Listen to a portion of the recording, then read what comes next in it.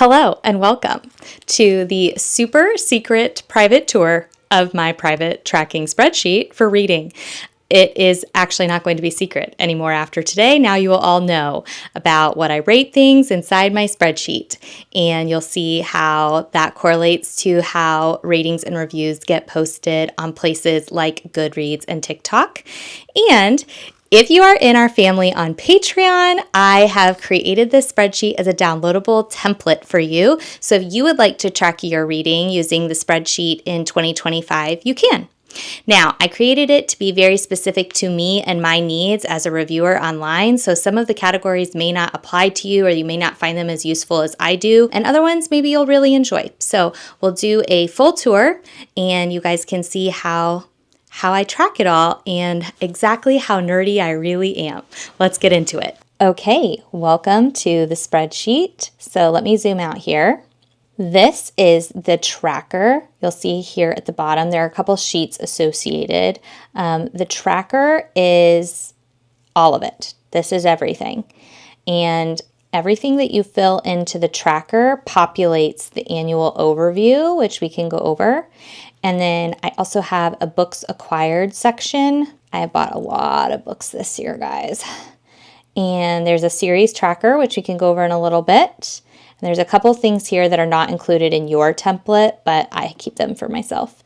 So over here is the main area where you track things as you read all year long. And you don't actually have to worry about the annual overview because it populates itself based on what you put into the tracker. So let's go over these categories here at the top. Of course, we have a title and we have the author.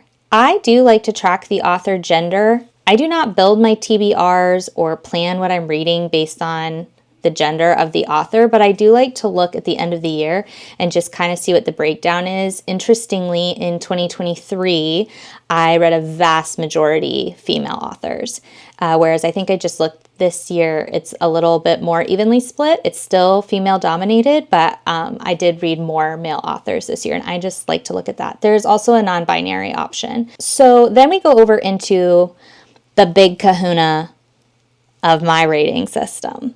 These are my rating columns as indicated by this little green bar. So I divide my ratings into characters, setting, plot, which I also include pacing and plot, themes, emotional impact, and enjoyment. And under enjoyment, I include things like, what was the writing style? Did I love how the author used structure and format in this piece? Was this really original?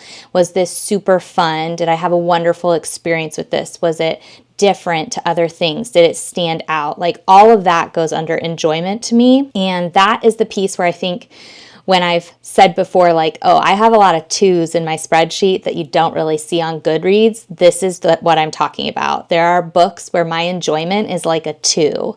Now, other things on that list might be higher, and so it will pull the overall average up. And obviously, I'm putting my average rating on Goodreads. So over here in the final rating column, you'll see the average rating. And the way that that is summed up, the formula is all of these are tallied up and averaged in a hidden column, and they're divided by 6. And then there's like, the answer has all these decimal points. And so then that's why that column's hidden. So then the final rating column, this formula takes that long average number and just rounds it to the nearest quarter point. So that's where we get 4.5, 2.5. We'll get the quarter star here, like a 2.75, but it's not going to ever be like this really long number with all of these decimal places. I do not include half or quarter star ratings inside these categories just because we have to create some limitation, guys. It just cannot get that insane. So for something, let's just go through like the Final Empire. I gave the characters a 4. The setting is a 5. I think Brandon Sanderson does world building amazing. The plot I gave a 5, even though sometimes Brandon can run long, like the pacing can get slow. I think in Final Empire, it's just very well paced, very consistent pacing, and the payoff is so incredible for the plot. 5 stars. The themes were a 4. Emotional impact was a 4, although I did cry. Usually if I cry in a book, emotional impact will be a 5, but in this one it's a 4.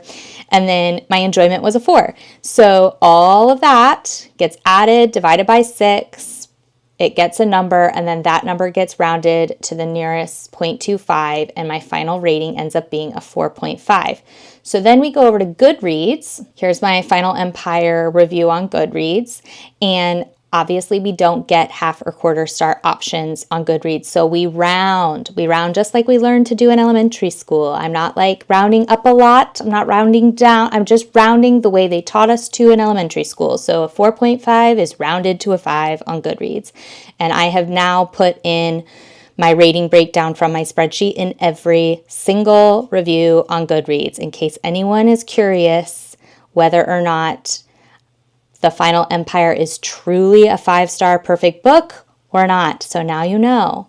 Yes, it gets a 5-star, but that does not mean every aspect of the book is perfect to me. That's why I write a review. I also break it down into paragraphs. So there you go. Hopefully that's very helpful for people trying to decide whether the book is for them or not, or whether, how good the book is, so they can go in with appropriate expectations. I mean, I think hopefully we all know at this point there's no such thing as like a perfect book, unless we're talking about Robin Hobb, which we'll talk about later. But for the most part, even if it has like a 5-star over here on Goodreads, once you click into my review, you'll see like, okay, there's maybe 1 or 2 things that maybe played more like a 4-star to me.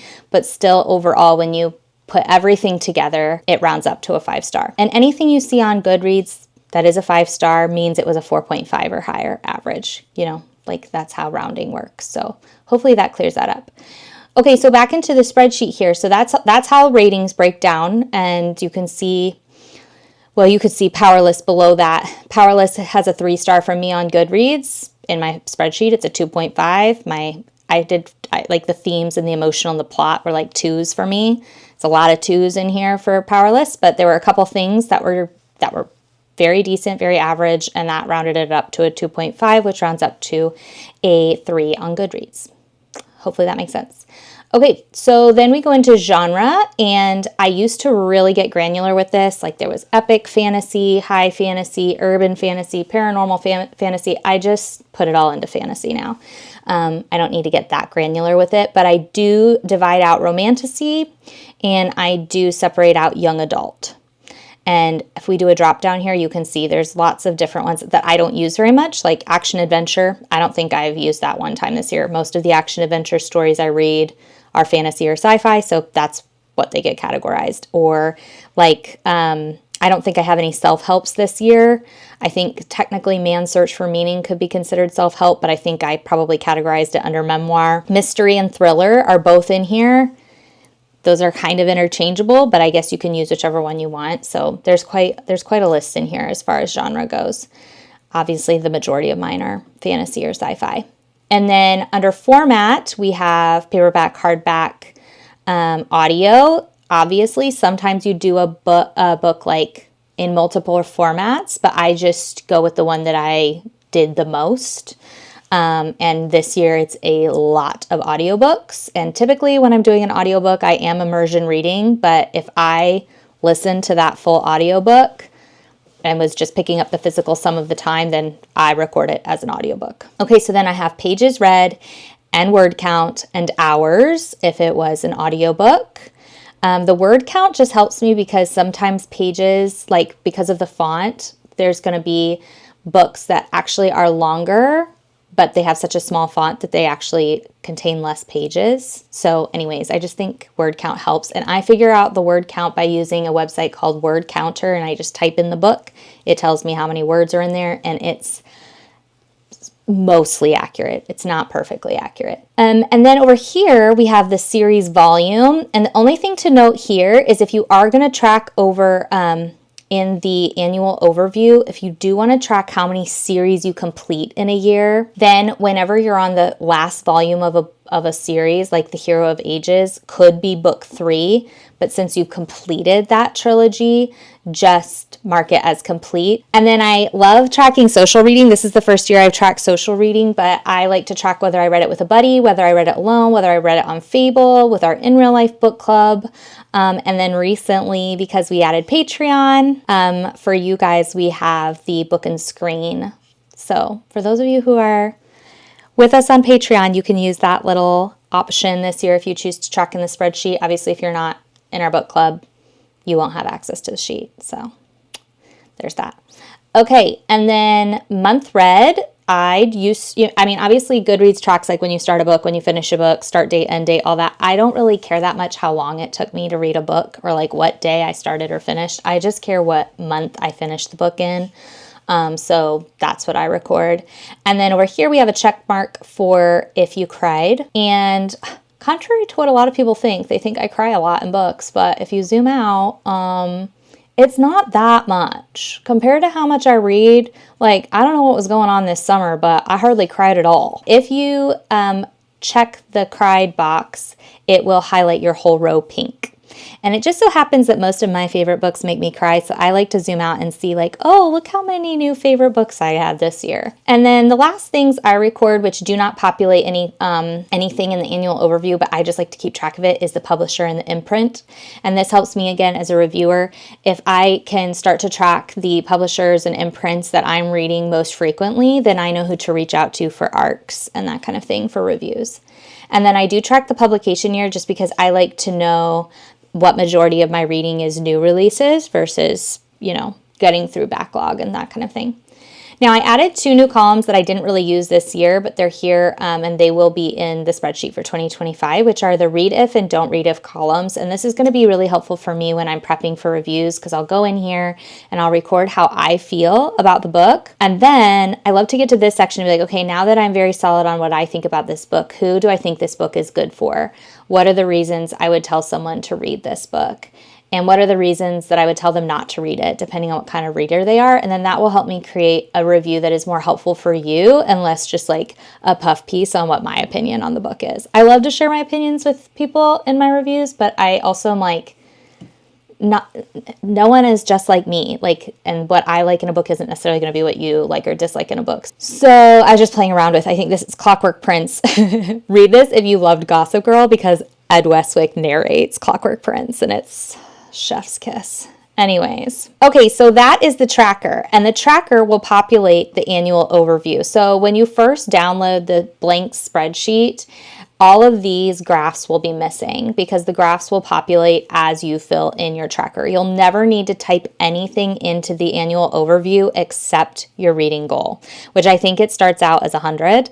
Or that will be 0. Either way, you'll put in your reading goal and it will populate this graph. It will show you what your reading goal is. And then as you read books all year long, it will start populating this part of the table and that will populate this graph. So as you can see, I'm at 131 for the year. My goal was 100. And then series completed is 19. Again, this is populating from where you click that toggle over here when you choose to mark something as complete here, then over in the annual overview, it is counting those up. So I completed 19 series this year. My number of books acquired, this is populating from the books acquired spreadsheet, which you can just type these in as you buy them. And then what type you bought, the genre, how much you paid, check it if you bought it. Obviously, you can leave this blank if it was gifted. I also like to mark if I've donated a book that year because then it's kind of lessening what I acquired. But that is populating here so you can know how many. I bought a lot of books this year, but I would just like to note, yes, I bought 124 books, but I read 131. So I read more than I bought. Let's just hope that continues to be the case year over year. Okay, and then totals read by month. This is all going off of what month you mark that book finished in. 11 books in January versus 15 in June. But what's interesting and why I like to track the pages, the hours, and the words is even though it looks like I read so much in June, 15 books, well, even though June was 15 books and it was 174 hours, October was 12 books and it was 182 hours. And please keep in mind that I do not listen to my audiobooks on regular speed. So even though it says that I listened to over 1,000 hours of audio this year, it's probably more like 500 hours of audio. 2 times speed. Okay, so then over here we have the genres read. As you can see, action adventure is 0, but fantasy is 60. And this table populates this chart. So you can see I like to read a lot of genres, but I mainly read fantasy. And there's a good chunk of romantasy and a good chunk of sci-fi. As you scroll down, we've got the book formats. As you can see, I did most of my reading on audio this year. I would like this chart to look like this next year, but for this to be hardback or paperback. And then my author breakdown, I am still mostly female this year, but it's a little bit more half and half than it was last year. And then we have new releases. So you can see most of what I'm reading is not new releases, but I did read a chunk of new releases this year. And then social reading, I love seeing this. Obviously, the majority I read alone, but I did read a lot with my buddies and then quite a few with our book clubs, which is fun to see. And that chart will populate this graph. And then here's my ratings. So as you can see, only 1 below 2, because we DNF that shit in this house. If it's heading towards a lower than 2-star, goodbye. We don't need to be finishing that. I did have 4 2-stars, 4 2.5, 7 2.75. So we had some between 2 and 3. The majority of what I read is over 3, which is what we want. If you're going to spend that time, it better be solid to great, to epic, to transcendent. That's what we're looking for. So you can see the majority of my ratings are between 5 and I would say 3.5. And then the last little table here will show your most read authors. And this is, again, it's going to populate just from you filling out the tracker. But the author I read the most this year was Robin Hobb, followed by John Gwynne, and then Ryan Cahill and Brandon Sanderson, which I wouldn't have said, but I guess I did read all of Mistborn and the standalones this year. I felt like I read more Sanderson last year because I read the first 4 books of the Stormlight Archive, but I guess I caught up on a lot of other little Cosmere books this year. Okay, let's go over to books acquired really quick. You'll type in when you buy a book, the author, the genre, what format, how much you paid if you want, whether you bought it. Down here you can see some of the ones I bought, I ended up donating in the end which hopefully that you don't put that a lot. But so I guess there were 3 that I bought and read and was just like, I don't need to keep this. So then I donated it. And then these are all gifted books, mostly from lovely viewers and some publishers that I received this year. So exciting. This will help me. At some point I am going to build a spreadsheet for my library as we're getting closer and closer to that 1,000 book mark. That's a lot of books to keep track of, especially if you're loaning them out and such, which I like to do. Tracking the books I acquire a year is going to help me put together the big index spreadsheet here in the next year or 2. Contains all the physical books that I own and whether they're currently on the shelf or lent out. And then the last sheet is the series tracker. I have not actually finished this for the year, but you can fill out the series that you read and the author. If you want to put in your overall series rating, for example, like with the Devoured trilogy, you would just take whatever you rated the first book. Let's say it was 4.5, and then the second book, and then the third book. You add them all together. You divide it by however many books are in the series, then you get your answer, then you can delete the formula. So I've done these. I still need to do these. I had a quote sheet that I never ended up using this year, and this is what I was talking about. I'm trying to kind of build a library search for myself, but that's for another day, another time. I think I already said that, but this is going to be a free download for all the family members on Patreon. So have at it if you want it, Patreon family. Here's what it will look like when you guys download it. It'll just be blank and you can just start filling in as you go. You can name it whatever you want. As you fill it in, this will populate. Like I said, the only thing you need to fill in at the beginning is what you want your reading goal to be, and the vial will look like you want it to look. Then you can start filling in books as you acquire them, and then series as you finish them. And then, I guess I did give you guys the favorite quotes. I don't use this, but for those of you who like to track your favorite quotes, feel free. I guess that will be there. And you can always hide columns. Do you guys know how to hide columns? If there's something you don't want, like let's say you don't care about the word count, you just go up to the P here, you click on it, you right click, and you can just hide that column and not use it. So if there's columns you don't want, don't use them. If there's parts of the drop down, like if you don't read memoir or you don't read chick lit, just don't use them. And hopefully most of it will be useful. Happy tracking for 2025. I hope this helps you guys understand a little bit better how I rate things and how I record things. Thanks so much for letting me share. Happy nerding out. Happy 2025.